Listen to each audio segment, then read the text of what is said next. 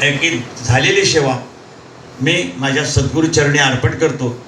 मी तुमच्यातलाच आहे, मी वेगळा नाही. पण कीर्तन करायला शिका. मी काय म्हणतो, कीर्तन करायला. कीर्तन म्हणजे व्यासपीठाचं कीर्तन नाही. तुम्ही शाळेत जर तुमचा मुलगा पाठवलात ना, ढोक महाराजांच्या 6 महिन्यात पोपटासारखा बोलेल. अनुभव कीर्तनाशिवाय येत नाही. कीर्तन म्हणजे चर्चा. या परमार्थाची चर्चा सद्गुरूशी करावी. मी राहावा कुठं, माझ्यात काय अडचण आहेत, मी काय करू, हे एकदा विचारायला झालं की त्याचं नाव कीर्तन आहे. आणि त्याचं नाव आत्मज्ञान आहे. आत्मज्ञान प्राप्त होईल तुम्हाला. तुमचं जीवन सफल झाल्याशिवाय राहणार नाही. याच्यात काही राहिलं असेल, मी कोणाला काही वाईट साईड बोललो असेल तर मला माफ करा. मी तुमचाच लेकरू आहे, मी वेगळा नाही आहे.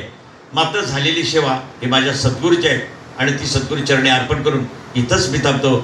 विठ्ठल विठ्ठल विठ्ठल विठ्ठल विठ्ठल पुंडली गवर्दे हार विठ्ठल. श्री ज्ञानदेव तुकाराम पंढरनाथ भगवान की जय. सद्गुरु शंकर महाराज की जय. सद्गुरु पांडुरंग महाराज की जय. फक्त पांडुरंग महाराज या गादीचे अधिकारी आहेत. हेही जाताना सांगते. 1 मिनिट तुमचा घेतो, मी समाप्त करतो. हे ज्ञान फक्त अन्य गादीशिवाय प्राप्त नसतं.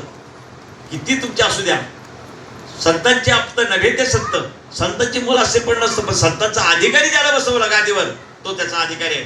आणि अशा ज्ञानाची प्राप्ती समर्थ पांडुरंग महाराज देतात.